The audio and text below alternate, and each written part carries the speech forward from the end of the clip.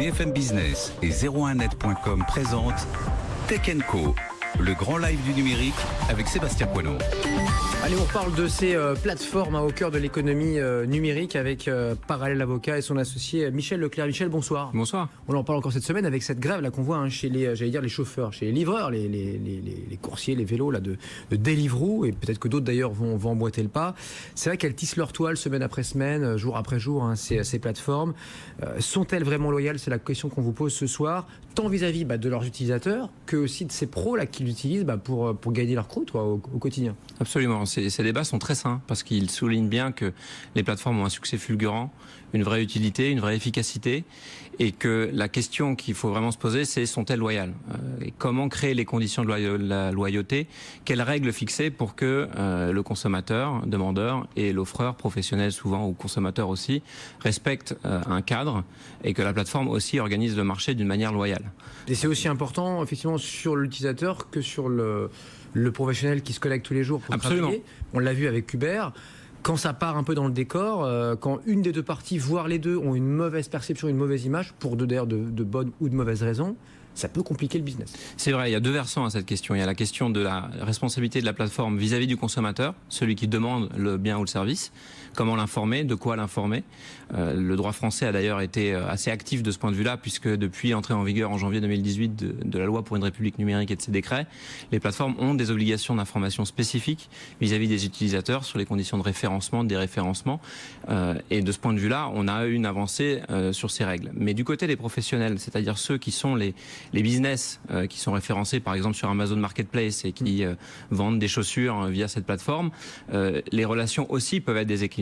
Et ces relations-là, elles sont extrêmement importantes parce que pour ces entrepreneurs, ces plateformes-là sont évidemment des apporteurs d'affaires. Parfois c'est 30%, 50%, parfois même 80% du business. Parfois même plus. Et ouais. à ce niveau-là, ces entrepreneurs français ont souvent accès d'ailleurs à des marchés internationaux. Donc le vrai lieu pertinent pour réglementer l'obligation des plateformes vis-à-vis de ces business, vis-à-vis de ces entrepreneurs ou de ces producteurs, c'est l'Europe. Bon, ça tombe bien, parce que oui, c'est pas un débat de toute façon franco-français. Que dit Bruxelles en la matière là? Alors, en la matière, Bruxelles est absolument pas naïf, c'est-à-dire que la conscience que les plateformes sont au cœur du marché unique numérique qui est en construction, elle est bien présente. Et donc on a eu à l'automne dernier une consultation sur les relations qui devraient être entre les plateformes et les business.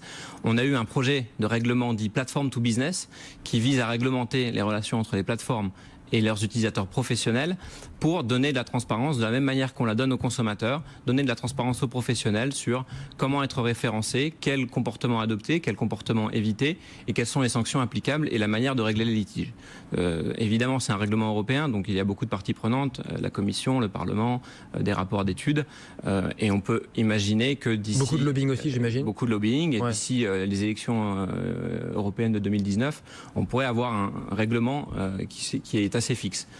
Et c'est une vraie opportunité de fixer des règles qui permettent d'assainir les relations entre ces business et ces plateformes dans l'objectif de pérenniser l'économie numérique et d'assurer en fait des règles de vie communes comme le veut la règle de droit qui organise la vie en société. Merci beaucoup Michel. D'ailleurs à ce propos, je précise que vous sortez une revue qui va traiter par définition, vous êtes expert du droit, oui. En tant que juriste, avocat, avec votre associé et vos équipes, qui va traiter donc toutes ces questions juridiques, comme dit la pub. Oui, c'est pas fini, donc c'est pas fini. Qu'est-ce que vous allez raconter? Ça va s'appeler donc Third. Oui, la revue Third a une évocation de la troisième révolution industrielle, parce qu'on est convaincu que le numérique est une révolution industrielle, pas un secteur de l'économie, et que la règle de droit qui est en création et qui est en évolution au niveau français et européen doit se nourrir de toutes les expertises et pas seulement des expertises juridiques, parce que la règle de droit organise la vie en société. Et donc Third, après un numéro 0 qu'on a consacré aux plateformes et qui est disponible sur notre site internet, sera consacré à divers sujets d'importance avec des contributions ouvertes d'économistes, de philosophes, de magistrats, de professeurs, d'entrepreneurs sur des sujets qui méritent d'être approfondis pour prendre des règles qui satisfassent le plus grand nombre et qui soient dans le bien commun. C'est crucial parce que c'est vrai que souvent les acteurs, maintenant le privé n'attend pas que la loi évolue. Donc on a souvent un train de retard du côté législateur.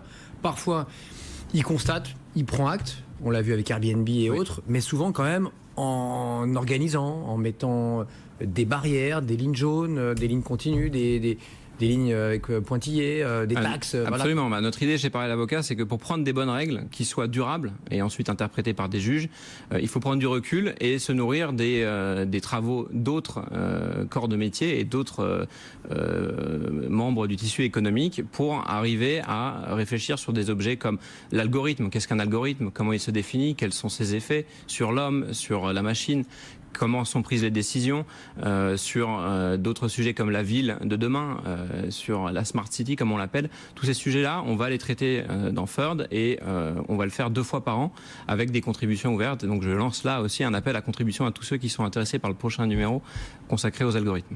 Les algos donc dans la revue FERD. Merci mille fois Michel Leclerc, donc Parallèle Avocat avec nous ce soir.